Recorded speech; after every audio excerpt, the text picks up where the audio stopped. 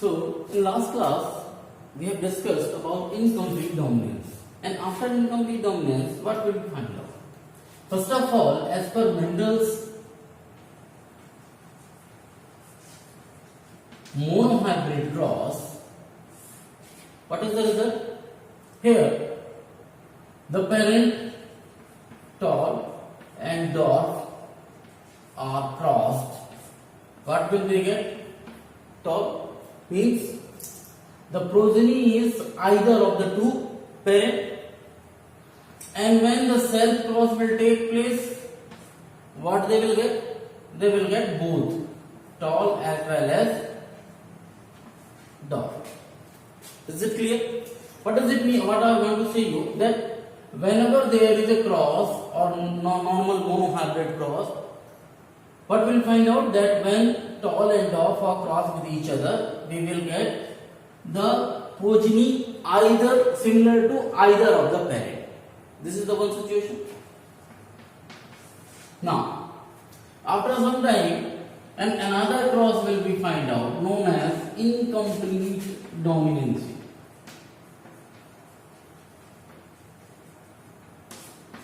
Which we have already discussed in the previous class.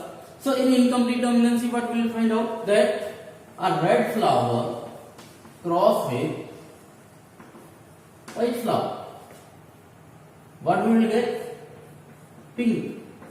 In F1 generation, when we have cross of both pink, what will get? Pink, red, and white.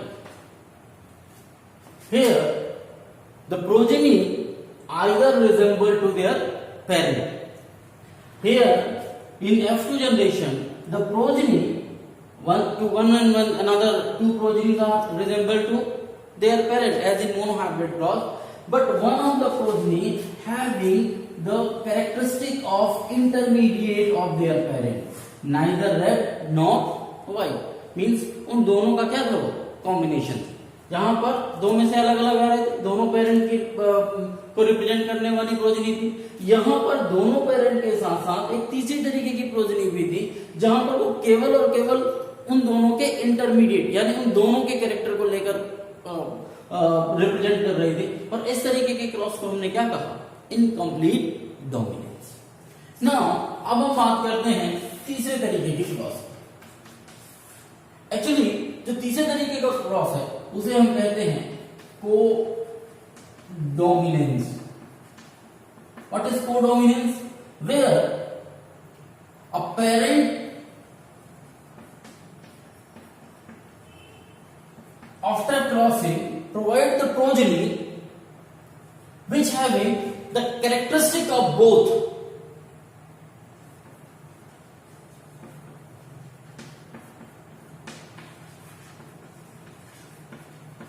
Here in monohybrid cross, the progeny represent only one of the parent. In incomplete dominancy, the progeny take out the characteristic of both of the parent and form a different one. But in case of codominance, the characteristics of both the parents are visualized in this situation. Actually यहां confuse मत होइए.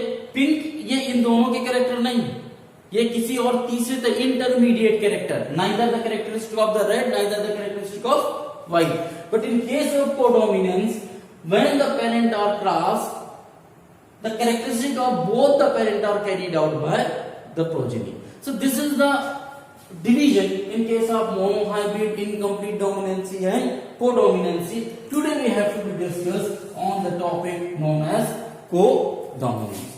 And the best example of codominancy you can say that is ABO blood group present in human being.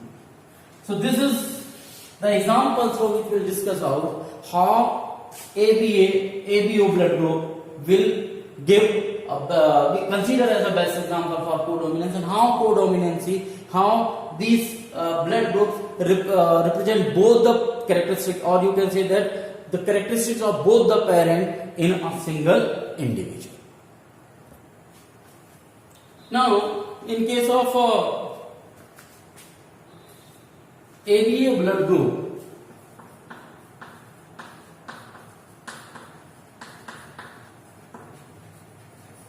which is an example of codominance as well as multiple allele. Why is multiple allele? Because here more than normally in a character two allele pairs are present, but here we will discuss here how there is more than two allele, so it is also an example of multiple allelism. खैर बात करेंगे, पहले start करते हैं codominance से. How codominance actually in human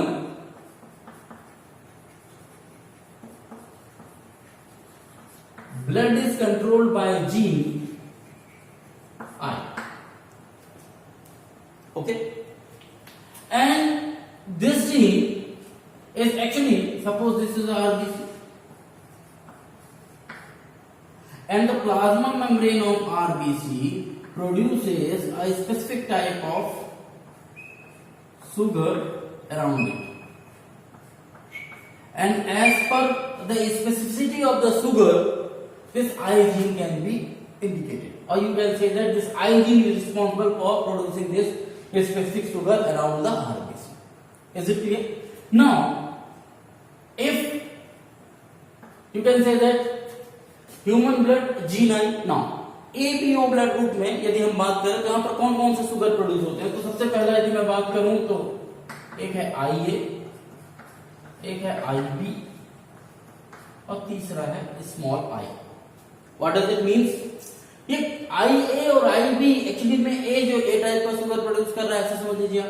B जो है वो B टाइप का शुगर प्रोड्यूस कर रहा है, और ये स्मॉल I जो है ये किसी तरीके का शुगर प्रोड्यूस नहीं कर रहा. तो आप ऐसा समझ सकते हैं कि ये दोनों जो हैं ये डोमिनेंट है, क्योंकि आपने अभी तक डोमिनेंट और रिसेसिव वर्ड ही पढ़ा, तो आप इसको ऑटोमेटिकली क्या कहेंगे, रिसेसिव कहेंगे. बट यदि आप जीन के कॉन्सेप्ट में बात करते हैं, शुगर के कॉन्सेप्ट में बात करते हैं, तो आप ये मानकर चलते हैं ये दोनों कैसे हैं, प्रोड्यूस शुगर आइदर ए और बी. यानी जब ये वाला जीन होगा, आई ए जीन होगा तो ए शुगर बनाएगा, आई बी जीन होगा तो बी शुगर बनाएगा. यानी इसके ऊपर जो ये शुगर टेम्पलेट बन रहा है ये ए या बी बनेगा. लेकिन जो स्मॉल आई है रिसेसिव है, ऑटोमेटिकली नो शुगर फॉर्मेशन.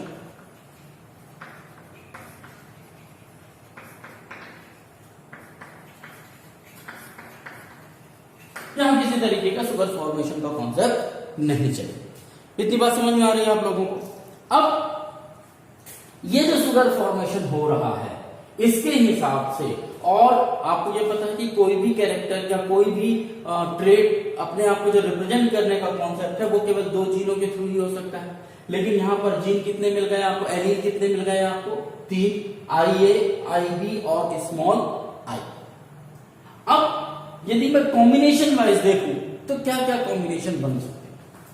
तो सबसे पहला समझिए, IA है यदि, इसके साथ स्मॉल I यदि आता है, ऑटोमेटिकली किस तरीके का शुगर बनेगा ब्लड में, ए टाइप का शुगर बनेगा. ह्यूमन का ब्लड क्या का टाइप क्या होगा शुगर का, ए हो. यदि मैं ये कहूं IB के साथ स्मॉल I हो, तो ऐसी कंडीशन में बी टाइप का ही शुगर बनेगा, क्योंकि स्मॉल I तो कोई शुगर बनाता ही नहीं. तो ऑटोमेटिकली क्या बन जाएगा, बी टाइप का शुगर बनेगा, ब्लड ग्रुप बी हो. स्मॉल I यदि मैं लूं, ऐसी कंडीशन में कोई शुगर नहीं बनता, तो यहां पर ना तो ए बनेगा ना तो बी बनेगा. क्योंकि कुछ भी नहीं बन रहा इसलिए वो ओ टाइप ब्लड शुगर बनेगा. कैसा बनेगा, ओ टाइप ब्लड शुगर बनेगा. अब जो कोडोमिनेंस, जिसके कारण हम कोडोमिनेंस पढ़ रहे हैं, जो मेन कॉन्सेप्ट, सपोज कीजिए तो एक ही सिचुएशन हो गई जो नॉर्मल हो. अब इसके बाद एक सिचुएशन हो सकती है कि IA के साथ क्या आ जाए, IB आ जाए. यही एक चौथी सिचुएशन बचती है. भाई हमने IA को स्मॉल I के साथ भी कंबाइन कर दिया, B को जो है तो स्मॉल I के साथ कंबाइन कर दिया. ठीक, अब ये कंडीशन बनती है कि ये जो A है और ये जो बी है, जब ये दोनों एक साथ होंगे तब क्या होगा? यदि इनकम्प्लीट डोमिनेंसी होती तो दोनों मिक्स होकर काम करते, यदि मोनोहाइब्रिड क्रॉस होता तो इन दोनों में जो डोमिनेंट होता वो अपने आप को रिप्रेजेंट करता। बट यहाँ पर ना तो ये मोनोहाइब्रिड क्रॉस है, ना तो ये इनकम्प्लीट डोमिनेंसी है।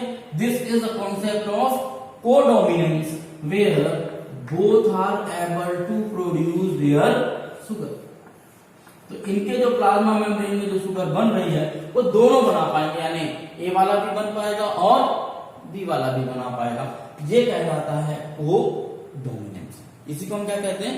कोडोमिनेंसी। जहां पर दोनों, जब स्मॉल आई है तब तो वो क्या है, इस रिसेसिव कैरेंस में ये दोनों डोमिनेंट है, लेकिन जब दोनों आपस में मौजूद होंगे देन दे बोथ भाईचारे की तरह काम करेंगे, दोनों अपने आप को रिप्रेजेंट करने की कोशिश करेंगे। तो this is an concept actually. अब बात आती है कि जो अक्सर क्वेश्चन पूछा जाता है कि इसमें जीनोटाइप कितने बनेंगे, फिनोटाइप कितने बनेंगे, इसके बारे में थोड़ा सा डिस्कस कर लेते हैं। ओके, सो हम बात कर रहे थे पेरेंट वन, जो तुम्हारे बुक में भी डायग्राम बना हुआ है, मैं जस्ट एक्सप्लेन कर रहा हूं। यहाँ पर पेरेंट वन का हम जीनोटाइप लेंगे, एलील क्या लेंगे, यहाँ पेरेंट टू का एलील लेंगे, जीनोटाइप क्या बनेगा और ब्लड क्या बनेगा। याद रखिएगा ब्लड ग्रुप रिप्रेजेंट होने के लिए दो एलील की जरूरत होती है। मैं यहाँ पर एक ले रहा हूं, ये मानते हुए कि जो एक पेरेंट की तरफ से ट्रांसफर होगा, जब गैमेट का फॉर्मेशन होगा तो केवल एक ही एलील ट्रांसफर होगा, दोनों के दोनों एलील ट्रांसफर नहीं होंगे, बिकॉज लॉ ऑफ सेग्रीगेशन कहता है कि whenever there is a gamete formation only one allele can participate. Okay, so normally suppose कीजिए कि मैं आई ए ले रहा हूं यहां थोड़ी देर के लिए, क्लियर। अब ये आई ए, ये जो नॉर्मल पेरेंट रहा होगा तो इसमें या तो आई ए दोनों कैपिटल रहा होगा या स्मॉल आई रहा होगा, इसका उसका ब्लड ग्रुप ए रहा होगा, या अपन ऐसा भी लिख सकते हैं कि आई है यहां पर दूसरे पेरेंट और दूसरे पेरेंट के पास यहां पर स्मॉल आई आया। इसी तरीके से ये पेरेंट आई ए वाला रहा होगा और यहां पर भी क्या आया, आई ए आया। फिर तीसरी कंडीशन आती है कि आई ए वाले के साथ में आई बी आया। यही तीन सिचुएशन हो सकती है। ये तीनों मैंने आई ए लिया हो। एक तो ये हो सकता है कि आई ए के साथ क्या जुड़े, स्मॉल आई जुड़े। ये क्या कौन सा शुगर बनाएगा, ए टाइप का शुगर बनाता, ये कोई शुगर नहीं बनाता। जीनोटाइप क्या बनेगा, चूंकि केवल ये कैपिटल वाला ए टाइप का शुगर बनाता है तो ब्लड ग्रुप क्या बनेगा, ए। यहां पर दोनों चूंकि एक ही तरीके के दोनों डोमिनेंट हैं, दोनों ए टाइप का शुगर बनाते हैं तो कोई प्रॉब्लम ही नहीं है, ये इनका जीनोटाइप बन जाएगा। ब्लड ग्रुप अगेन क्या बनेगा, ए। तीसरी सिचुएशन में आप देखें तो ये कोडोमिनेंस वाली सिचुएशन आती है, जहां पर ये दोनों अपने अपने शुगर का फॉर्मेशन करेंगे और ब्लड ग्रुप बनेगा क्या, ए। ब्लड ग्रुप क्या बनेगा, ए। सिमिलर सिचुएशन किसके साथ आएगी, बी के साथ। बी का बी रिसेसिव के साथ कंबाइन होगा, बी का बी अपने जो है क्या नाम से होमोजाइगस के साथ कंबाइन होगा, और ये ए और बी के साथ कंबाइन होने वाला तो हमने पहले ही देख लिया। चाहो तो आप यहां एक बार फिर से देख सकते हो, बट रिजल्ट वही आएगा। देन ये क्या आएगा, आई बी बी, ब्लड ग्रुप बनेगा क्या, बी। ये क्या बनेगा, आई बी ब्लड ग्रुप बनेगा अगेन क्या, बी। एक लास्ट आता है कि जब रिसेसिव अपने रिसेसिव के साथ कंबाइन होगा तो क्या बनाएगा, रिसेसिव, और यहां बनता है ब्लड ग्रुप क्या, ओ। तो टोटल यदि आप देखेंगे तो जीनोटाइप आपको 6 मिलेंगे, लेकिन फिनोटिपिकली आप देखेंगे तो आपको कितने ब्लड ग्रुप मिलेंगे, 1 2 3 और 4। लेकिन जीनोटाइप आपको कितने मिलेंगे,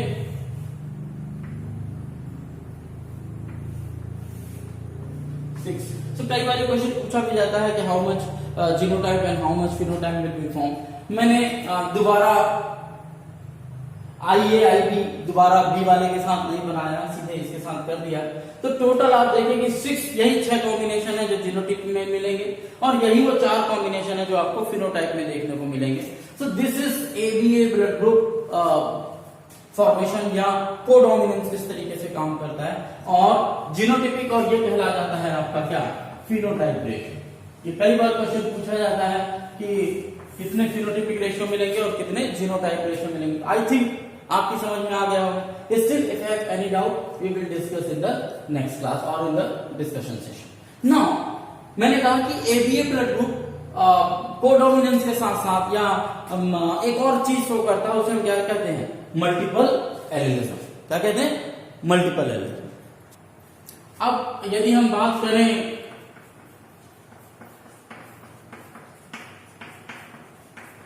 मल्टीपल एलिलिज्म की या मल्टीपल एलिल्स के कंडीशंस की, तो आप ये समझिए कि एबीओ ब्लड ग्रुप में जो एलील बन रहे हैं वो क्या है, आई ए, आई बी और स्मॉल आई, तीन ही एलील्स हैं। ओके, और ये तीन एलील चूंकि नॉर्मल किसी कैरेक्टर को रिप्रेजेंट करने को दो एलील्स की जरूरत पड़ती है। Pair of allele find a character हमने लॉ ऑफ डोमिनेंस में बात कही थी। तो आइदर ये दोनों मिल जाए तो एक कैरेक्टर बन जाएगा, तो ए बी ब्लड ग्रुप बन जाएगा। ये दोनों मिल जाए तो बी ब्लड ग्रुप बन जाएगा। ये दोनों आपस में मिल जाए तो ओ ब्लड ग्रुप बन जाएगा। ये बन जाए तो ए ब्लड ग्रुप बन जाए। टोटल बनेंगे कितने, यहाँ पर टोटल बनेंगे 4 ही ब्लड ग्रुप। अरे बस हाँ, ये बात याद रखिए, मल्टीपल एलिलिज्म जो है ब्लड में वो आपको केवल और केवल किसमें देखने को मिलेगा, पॉपुलेशन। इंडिविजुअल में आपको जो है तो मल्टीपल एलिलिज्म नहीं देखने को मिलेगा। इंडिविजुअल में आपको क्या मिलेगा, यहां पर आपको मल्टीपल एलिलिज्म नहीं मिलेगा। हाँ, आपको इंडिविजुअल में क्या मिल सकता है, कोडोमिनेंस। यहां थोड़ा सा आपको कंफ्यूजन हो रहा होगा कि मैं ये क्या बात कर रहा हूं, कि मैं कह रहा हूं इंडिविजुअल में आपको कोडोमिनेंस मिलेगा, मल्टीपल एलिलिज्म आपको पॉपुलेशन। ये बात अच्छे समझ जाइए, मल्टीपल एलिलिज्म है क्या, मल्टीपल एलिलिज्म है ये है कि ब्लड ग्रुप को रिप्रेजेंट करने के लिए 3 से ज्यादा एलील्स की जरूरत पड़ती है, ये हम बात कह रहे हैं। लेकिन यदि अब मैं ह्यूमन बीइंग की बात करूं, मैं अपनी बात करूं, सपोज कीजिए मेरा ब्लड ग्रुप क्या है, O blood group. O blood group है, इसका मतलब है कि क्या पॉसिबल जीनोटाइप हो सकते हैं मेरे पास, आई आई, स्मॉल आई, यही पॉसिबिलिटी है। यदि मैं थोड़ी देर के लिए मेरा ए ब्लड ग्रुप है, तो ए ब्लड ग्रुप में आइदर कैपिटल ए वाला होगा या फिर होमोजाइगस ना होकर हेटेरोजाइगस होगा, ये कंडीशन होगा। तो जब आप किसी एक इंडिविजुअल को देखोगे तब आपको यहां पर ये पोजीशन देखने को नहीं मिलेगी, यानी कि आपको 2 से ज्यादा एलील नहीं मिलेंगे। तो इंडिविजुअल में कभी भी आपको मल्टीपल एलिलिज्म देखने को नहीं मिलेगा। मैंने इसलिए लिखा है कि इंडिविजुअल में मैक्सिमम आप क्या देख सकते हैं, कोडोमिनेंस। किस केस में, यदि किसी का ब्लड ग्रुप क्या हो, ए बी ब्लड ग्रुप हो, ऐसी कंडीशन में आप देखेंगे कि उसमें आई ए बी मिलेगा और आई बी भी मिलेगा। तो इंडिविजुअल में आप कोडोमिनेंस देख सकते हैं, मल्टीपल एलिलिज्म नहीं देख सकते।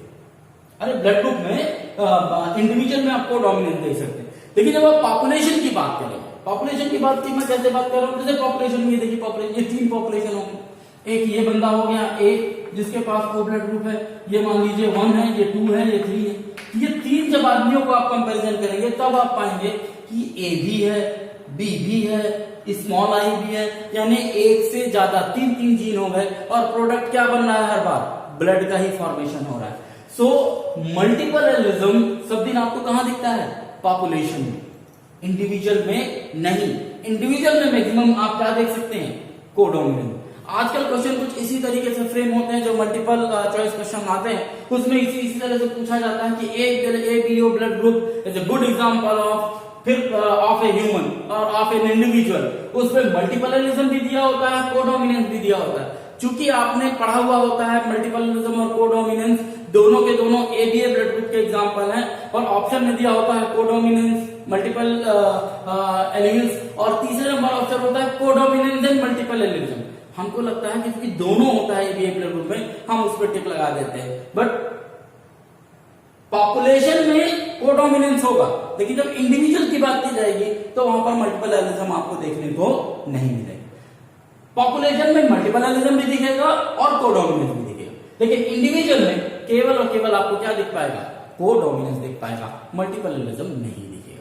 तो ये ध्यान रखिएगा। आई थिंक मल्टीपल एलिलिज्म में यही है कि एक से ज्यादा एलील पेयर एलील मौजूद हैं और उनके पेयरिंग से जो है तो ब्लड ग्रुप का फॉर्मेशन होता है। लास्ट एक और एक आपके बुक में एक वर्ड लिखा हुआ है कि ओकेजनली जो डोमिनेंस है वो ऑटोनोमस, या यूं कहिए कि अपने आप डोमिनेंस आ जाती है। तो एक्चुअली में ऐसा नहीं है। यदि आप एक एग्जांपल लें तो आपको ये बात समझ में आएगी, जो आपके बुक में भी दिया हुआ है। सपोज कीजिए कि किसी भी सीड में नॉर्मली हम क्या देखते थे कि जो सीड हुआ करती थी उसमें वो या तो राउंड होती थी या तो रिंकल्ड होती थी। M I right? राउंड के लिए हम क्या करते थे, कैपिटल आर। रिंकल्ड के लिए क्या था, स्मॉल आर स्मॉल।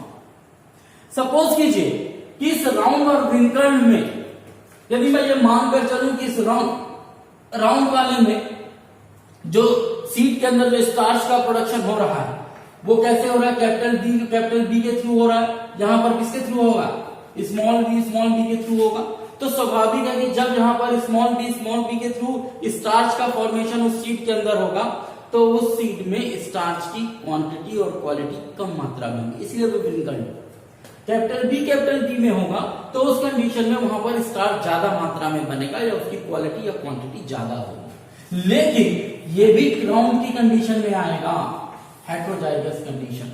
लेकिन जब इसमें स्टार्च की कंडीशन आप देखेंगे तो उतनी जितनी कैपिटल बी में स्टार्च बन रहा है उतना स्टार्च या उतना फूड मटेरियल इस सीड के अंदर नहीं बनेगा।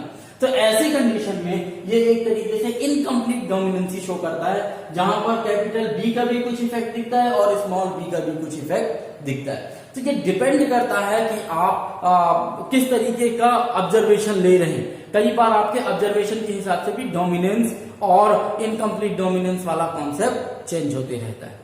तो डोमिनेंस कोई फुल फ्लैश या ऐसा नहीं कि एक बार जो चीज डोमिनेंस हो गई वो जिंदगी भर डोमिनेंट रहेगी। यदि आप प्रोडक्ट को ध्यान में रखकर कॉन्सेप्ट को देखेंगे तो हो सकता है जो थोड़ी देर पहले आपको डोमिनेंस दिख रहा था थोड़ी देर बाद वो आपको इनकम्प्लीट डोमिनेंस के कॉन्सेप्ट में दिखना शुरू हो जाए। तो यहां पर सीड आपको राउंड दिखेगी लेकिन इसके अंदर जो स्टार्च बना हुआ है वो कैपिटल बी स्मॉल बी वाला बना हुआ है, इसलिए यहां पर इनकम्प्लीट डोमिनेंस भी दिखेगी। तो ये इस तरीके के छोटे से कॉन्सेप्ट हैं जो आपको थोड़ा सा ध्यान रखना है यदि बाय द वे क्वेश्चंस पे कहीं आते हैं। इससे पहली वाली क्लास में हमने मेंडल साहब के 2 लॉज बताया था, इनहेरिटेंस, लॉ ऑफ इनहेरिटेंस यानी ट्रांसफर ऑफ कैरेक्टर कैसे होता है। उसमें हमने कहा था लॉ ऑफ डोमिनेंस, जहां पर हमने ये कहा था कि only one trait is capable of expressing itself in F1 generation and another one which is unable to express itself in F1 generation is reappear in F2 generation after the self loss of the F1 generation. This is known as law of dominance. और दूसरा जो law था हमने कहा था कि law of segregation, whenever there is a formation of gamete the allele pair will segregate. एक तीसरा लॉ मैंने कहा था लॉ ऑफ इंडिपेंडेंट असॉर्टमेंट, और मैंने ये कहा था कि ये लॉ आपको मोनोहाइब्रिड क्रॉस के थ्रू एक्सप्लेन नहीं हो सकता, इसके लिए आपको डायहाइब्रिड क्रॉस पढ़ना पड़ेगा। हम बात कर रहे हैं उसी की मेंडल साहब के 3rd लॉ की, और इसके साथ ही मेंडल साहब वाला जो कॉन्सेप्ट है वो खत्म हो जाएगा। उसके बाद क्रोमोसोमल थ्योरी ऑफ इनहेरिटेंस होगा। इनहेरिटेंस ऑफ 2 जीन, कितने जीन, 2 जीन, 2 जीन, या आप मेंडल साहब के टाइम पे यदि कह लीजिए तो 2 कैरेक्टर, 2 जीन मतलब 2 कैरेक्टर। जीन का काम जाना, जीन किसी पर्टिकुलर कैरेक्टर को एक्सप्रेस करता था। मेंडल साहब के टाइम तक तो जीन था नहीं, तो वहां पर क्या थे, 2 कैरेक्टर थे। जैसे उन्होंने पौधे में एक हाइट को एक कैरेक्टर मान रखा था, सीड को एक सीड शेप को एक कैरेक्टर मान रखा था, सीड कलर को एक कैरेक्टर मान रखा था। तो ये उनके कैरेक्टर थे और हर एक कैरेक्टर के उनके कितने ट्रेट थे, 2 ट्रेट। यहां पर हम बात करेंगे इनहेरिटेंस ऑफ 2 जीन। उससे पहले 2 चीजें और बता दूं, मैंने वहां पर यूज किया था मोनोहाइब्रिड, यहां पर इस क्रॉस को कहा जाता है dihybrid cross. What does it means dihybrid cross? वहां मोनो था, यहां डाई है। डाई वर्ड एक्चुअली में किसके लिए यूज किया गया है, कैरेक्टर के लिए, और हाइब्रिड किसका होगा, इन्हीं कैरेक्टर के ट्रेट्स का आपस में क्या होगा, हाइब्रिड बनेगा या उनका क्रॉस होगा। जो आपको एग्जांपल अभी हम बताने वाले हैं उसमें जो कैरेक्टर लिए गए हैं वो है सीड शेप और सीड कलर। ये 2 कैरेक्टर एक्चुअली में डाई हाइब्रिड, ये 2 कैरेक्टर को आपस में हमको क्या करना है, क्रॉस करना। अब इस सीड शेप के 2 ट्रेट हैं, कौन कौन से, राउंड एंड ब्रिंकल्ड। ये हम करके देख चुके हैं ऑलरेडी, हमको पता है राउंड क्या है, डोमिनेंट, ब्रिंकल्ड क्या है,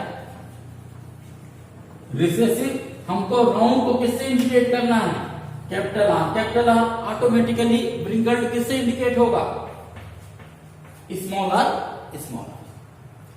सीड कलर की भी मैं बात करूं, यहां पर दो कलर मिल रहे हैं हमको, कौन सा, येलो मिलेगा या कैसा मिलेगा, ग्रीन मिलेगा। यहां हमको अगेन पता है कि येलो कैसा है, डोमिनेंट। हमने कैसे पता किया था, हमने जो है तो क्या नाम से इन दोनों को क्रॉस कराया था, F1 जनरेशन में हमको क्या मिला था, येलो मिला था, इसलिए येलो डोमिनेंट है। यहाँ इसका इंडिकेशन होगा कैपिटल वाई, इसका होगा ऑटोमेटिकली स्मॉल वाई। यहां तक कोई डाउट?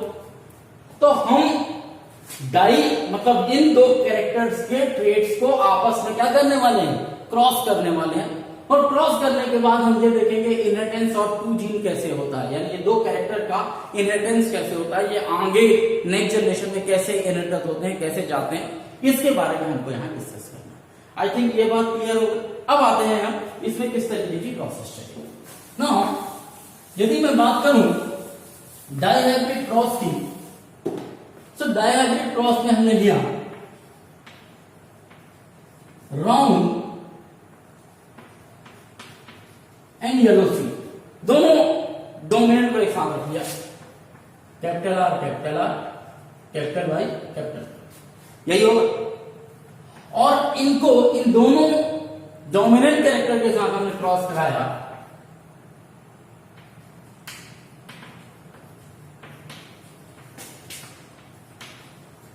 ब्रिकल्ड ग्रीन को।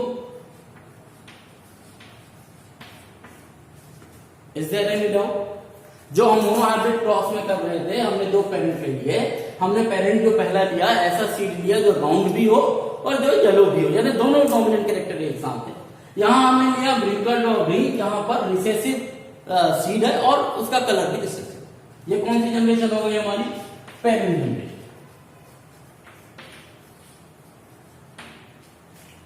अब यहां पर दो इंपॉर्टेंट चीजें हैं। एक तो यह है कि मोनोहाइब्रिड क्रॉस में गैमेट बनाने में थोड़ी सी आसानी होती थी, यहाँ गैमेट बनाने का थोड़ा सा कॉन्सेप्ट दिमाग में बैठाना होगा, थोड़ा सा ट्रिकी है। एक बार आप देखेंगे तो आपको समझ आएगा। यहां तो कोई प्रॉब्लम ही नहीं, स्वाभाविक है इन दोनों में से एक आर आएगा, इन दोनों में से वाई आएगा, तो एक गैमेट बन जाएगा। क्योंकि हमको पता था कि जब गैमेट बनना होगा तब दोनों के दोनों एलील पेयर क्या हो जाएंगे, सेपरेट होंगे। तो जब ये दोनों सेपरेट होंगे एलील पेयर, तो दो आर बनेंगे, ये दोनों होंगे तो वाई बनेंगे। तो आर और वाई बस दो ही बन रहे हैं, तो स्वाभाविक है कि क्या बनेंगे। आप ऐसा आप देख लीजिए, एक बार मैं दिखा ही देता हूं। ये capital R, capital R, capital R, capital R, इसके बनेंगे क्या, capital Y, capital Y, capital Y, capital. तो आप किसी को किसी के साथ जोड़िए, यदि आप कैपिटल आर को कैपिटल आर के साथ जोड़ेंगे तो दोनों के रेफरेंस काम नहीं करेंगे, तो ऑटोमेटिकली जो यहाँ गैमेट बनेगा वो क्या बनेगा, कैपिटल आर और कैपिटल वाई। सेम प्रोसेस यहाँ पे भी है, small R, small R, small Y. चूंकि दोनों के एलील पेयर जब सेपरेट हो रहे हैं, क्योंकि होमोजाइगस है, तो जो गैमेट बन रहे हैं एक जैसे बन रहे हैं, तो इन दोनों को रिप्रेजेंट करने के लिए जो गैमेट बनेगा वो क्या बनेगा, small R, small Y. Is it clear? अब इन दोनों को क्रॉस कर देते हैं। जब आप इन दोनों को क्रॉस करेंगे तो जो रिजल्टेंट आएगा capital R, small R, capital Y, small R. I think this is the resultant. और यहां पे भी डायहाइब्रिड क्रॉस में भी मोनोहाइब्रिड क्रॉस की तरह F1 जनरेशन में आपको क्या मिल रहा है, ये F1 जनरेशन कहलाएगी। और यदि आप F1 जनरेशन में देखें, चूंकि एक कैपिटल R है इसलिए ये क्या होगा, राउंड, और एक कैपिटल Y है इसलिए ये क्या होगा, येलो। क्योंकि आपको ने पढ़ा हुआ है कि यदि एक भी डोमिनेंट है तो वो अपना कैरेक्टर रिप्रेजेंट करेगा। तो एक स्मॉल आर, एक स्मॉल वाई है इसमें, लेकिन वो क्या है, हेटेरोजाइगस स्टेज होने के कारण ये भी राउंड है और ये क्या है, येलो है। सो F1 जनरेशन में हमको राउंड येलो मिला, जो कि डोमिनेंट का स्पेसिफाई कैरेक्टर है। इससे अब इसी में हमको करना है क्या, सेल्फ क्रॉस।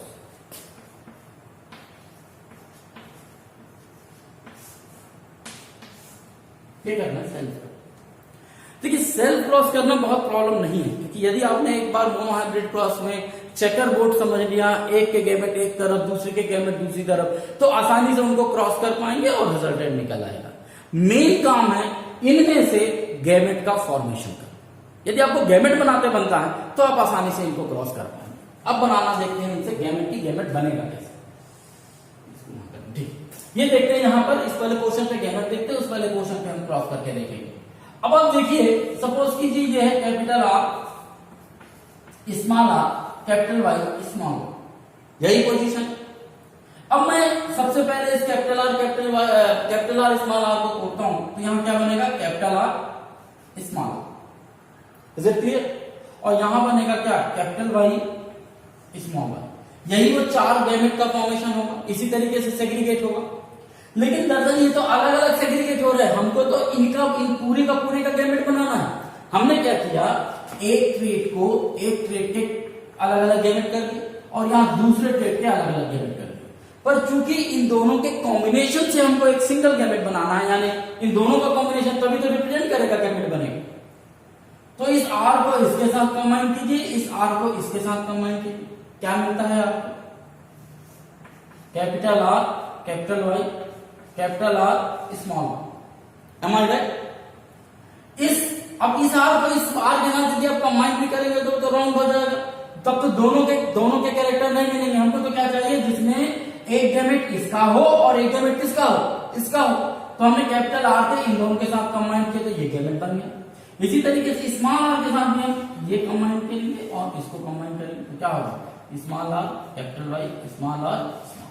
तो इस तरीके से हमको कितने गैमेट बन गए, 4 गैमेट का फॉर्मेशन हो गया। कितने गैमेट का फॉर्मेशन हो गया, 4 गैमेट का।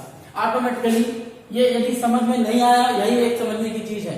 यदि हालांकि 10th में भी हमने समझाया था, इवन दो यदि किसी को कोई डाउट होगा तो आप कमेंट कीजिएगा, मैं उसको जो है तो फिर से दोबारा एक बार और क्लियर कर दूंगा। तो ये इस तरीके का दोनों में आप देख रहे हैं कि दोनों में चूंकि capital R small R capital Y small Y दोनों में है तो गैमेट एक जैसे बनेंगे। अब हमको सिंपली चेकर बोर्ड बनाना है और चेकर बोर्ड में इनको क्रॉस करके देखना है कि क्या रिजल्टेंट हमको मिल रहा है।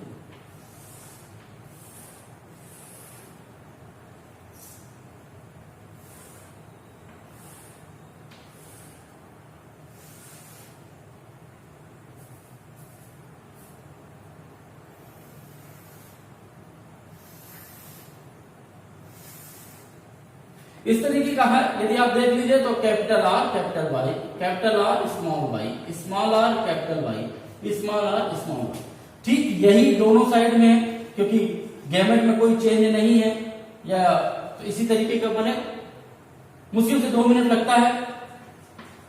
आप यदि प्रैक्टिस करेंगे तो आपको भी आ जाएगा, ऐसा कुछ नहीं है। ये जितने भी हैं इनमें कम से कम एक कैपिटल आर और एक कैपिटल वाई होगा ही।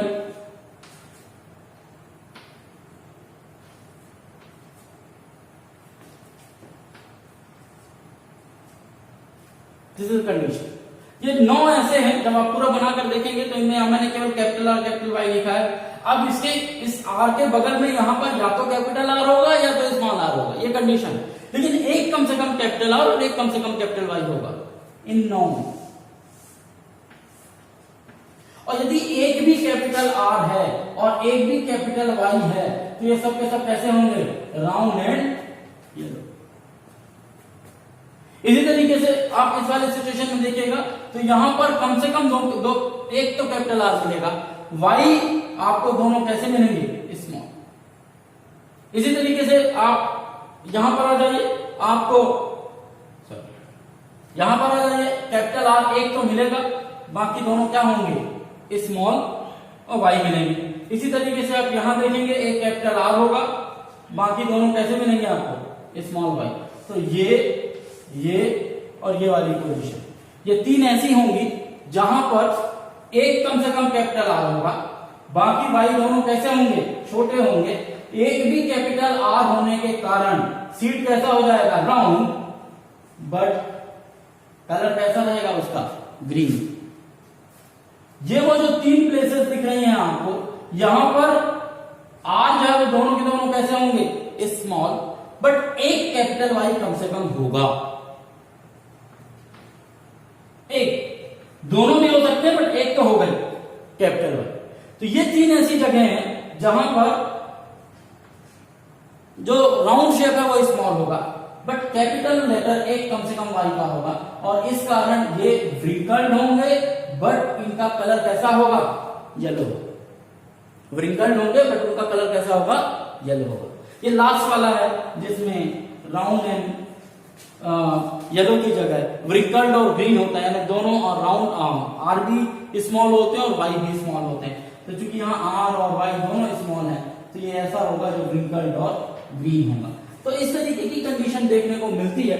यदि आप इसको पूरा जीनोटाइप तो नहीं पूछता, फिनोटाइप अक्सर पूछता है।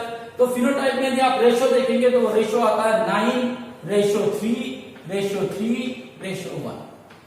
कैसे आता है उसके बारे में भी अभी मैं डिस्कस करूंगा। तो यदि ये बात समझ में आ गई हो तो फिर मैं आगे बढ़ता हूं। कोई डाउट होने से हम दोबारा इस पे बात करेंगे। यहां मेन है इसका गैमेट बनाना। यदि आपने गैमेट बनाना सीख लिया तो फिर चेकर बोर्ड बना के सिंपली क्रॉस करना है। लास्ट में हम एक आध दो क्वेश्चन आपको देंगे गैमेट बनाने के लिए। यदि आपसे कोई बनता है तो ऑटोमेटिकली आप उसे सॉल्व कर पाएंगे। कैसे होगा उस भी देखते हैं। देखिए, जहां तक लॉ की बात थी, लॉ ऑफ इंडिपेंडेंट असॉर्टमेंट क्या कहता है?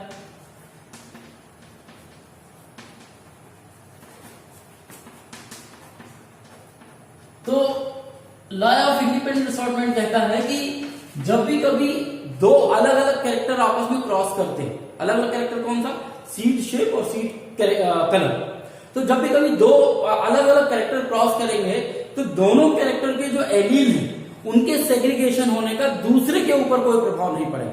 मींस यदि राउंड वाला सेग्रीगेट हो रहा है तो या नहीं हो रहा है, उसका इम्पैक्ट जो है वो येलो और ग्रीन के ऊपर नहीं पड़ेगा। ये कुल मिलाकर कॉन्सेप्ट था। स्टेटमेंट भी यदि मैं बुक की बात करूं तो यही कहता है कि when two pair of traits are combined in a hybrid, segregation of one pair of the character in is independent of the other pair of the character. यानी एक का जो येलो और ग्रीन, राउंड और व्रिंकल्ड का जो segregation था वो किसी भी तरीके से इफेक्ट नहीं करेगा येलो और ग्रीन वाले केस में। Is it clear? कैसे है वो भी हम देखते हैं तो समझ में आ जाएगा। फिलहाल हमने क्या पाया? जो हमने डायहाइब्रिड क्रॉस की उसमें हमने रेशियो पाया 9:3:3:1। ये फिनोटाइपिक रेशियो है, याद रखिएगा। हायर क्लास में जाएंगे तो इसका जीनोटाइप रेशियो पढ़ेंगे बाद में, वो अभी मैं नहीं पढ़ा रहा। सो 9 में कौन से आएंगे? एक तो राउंड होंगे और कैसे होंगे? येलो होंगे। ये कैसे होंगे? राउंड होंगे लेकिन येलो नहीं होंगे, बल्कि कैसे होंगे? ग्रीन।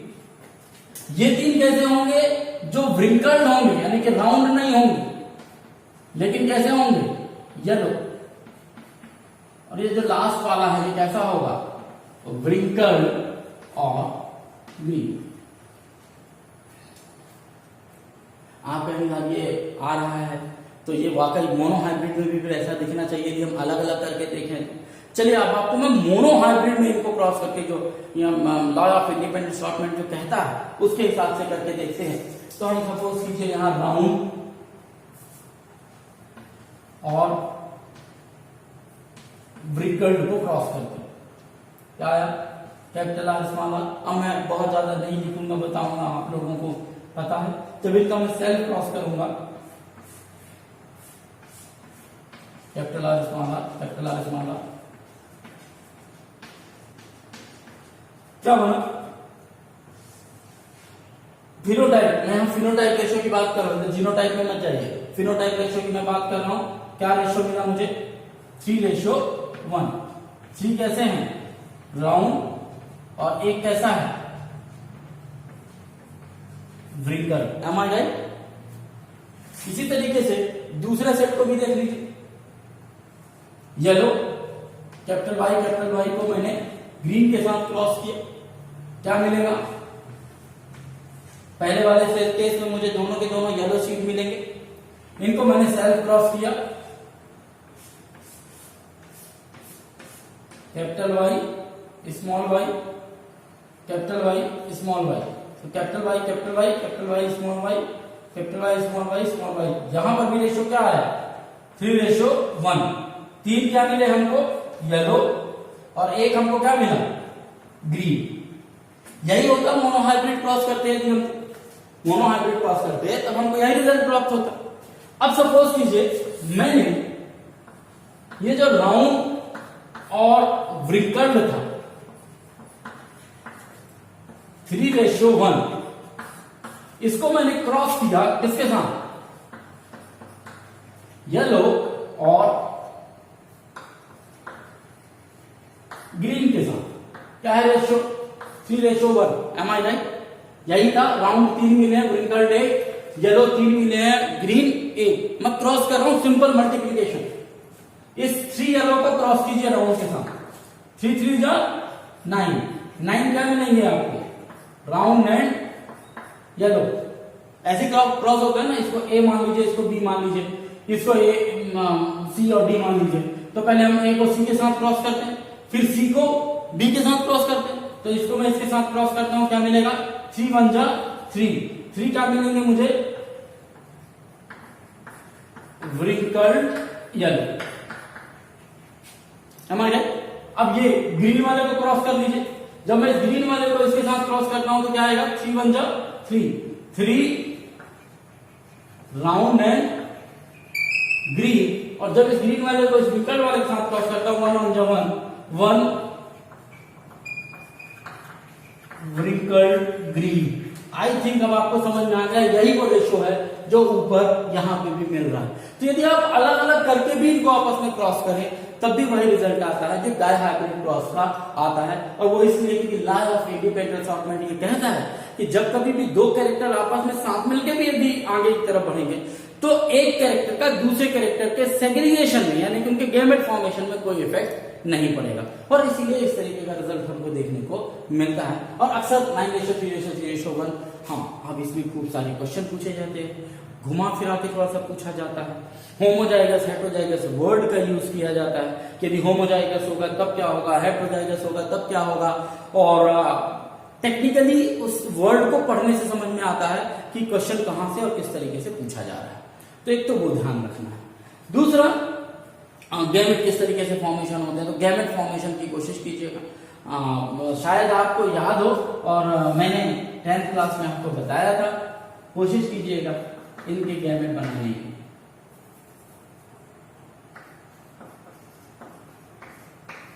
यदि आपको याद होगा तो आप इस क्वेश्चन को सॉल्व कर पाएंगे। Capital A small A, capital B small B, capital C small C, इसके गैमेट बनाने हैं और गैमेट बना के मुझे आपको पोस्ट करने, यही आपका एक होमवर्क है। रही बात कुछ क्वेश्चंस की जो डायहाइब्रिड क्रॉस को रिलेट करके होते हैं, वो मैं आपको बाद में होमवर्क में पोस्ट करूंगा जिसको आपको आंसर करना होगा। Have a nice day. आज के लिए इतना ही। नेक्स्ट क्लास में बात करेंगे क्रोमोसोमल थ्योरी ऑफ इनहेरिटेंस के बारे में। Thank you.